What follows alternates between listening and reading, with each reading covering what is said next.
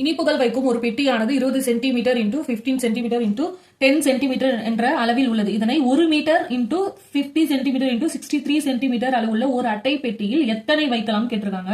ஒரு அட்டை பெட்டியில எத்தனை இனிப்பு பெட்டியை வைக்கலாம்னு கேட்டிருக்காங்களா. இது அட்டை பெட்டியின் அளவு, இது இனிப்பு வைக்கும் பெட்டியோட அளவு. இப்போ ஃபர்ஸ்ட் இதனுடைய அளவுகளை சேமா மாத்தணுமா. இங்க மீட்டர் கொடுத்துருக்காங்க, இங்க சென்டிமீட்டர் சென்டிமீட்டர். அப்போ இது சென்டிமீட்டர், எல்லாமே சென்டிமீட்டரா மாத்திரம். அப்போ இதை சென்டிமீட்டரா மாத்தணுமா. மாத்தினா என்ன கிடைக்கும், 1 மீட்டர் ஈக்குவல் டு 100 சென்டிமீட்டர். அப்போ இங்க ஒரு அட்டை பெட்டியின் அளவு 100 centimetre into 50 centimetre into 63 centimetre. இப்போ இதெல்லாம் மல்டிப்ளை பண்ணா நமக்கு என்ன கிடைக்கும், 100 இன்டூ 50 இன்டூ 63 மல்டிப்ளை பண்ணா 3,15,000 சென்டிமீட்டர் கியூப்னு கிடைக்கும். இது அந்த அட்டை பெட்டியோட அளவு. அட்டை பெட்டியின் அளவா.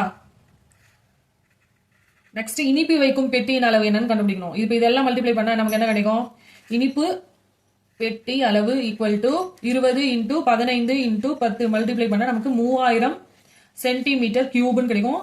இப்போ இந்த பெட்டியில, இந்த இனிப்பு பெட்டிகளை எத்தனை வைக்கலாம், அந்த அட்டை பெட்டியில இனிப்பு பெட்டியை எத்தனை வைக்கலாம் தானே கேட்டிருக்காங்க. அப்போ 3,15,000 பை 30,000 பண்ணா நமக்கு ஆன்சர் கிடைச்சிருமா. இந்த 3 0 இந்த 3 0 கேன்சல் ஆயிடும். அந்த 3 இதை கேன்சல் பண்ணா 3 10 30 மீதி 1 3 5 15. அப்போ 105 பெட்டிகள். அப்போ ஒரு அட்டை பெட்டியில 105 இனிப்பு பெட்டிகளை வைக்கலாம். இதுக்கான ஆன்சர் ஆப்ஷன் பி 105 பெட்டிகள்.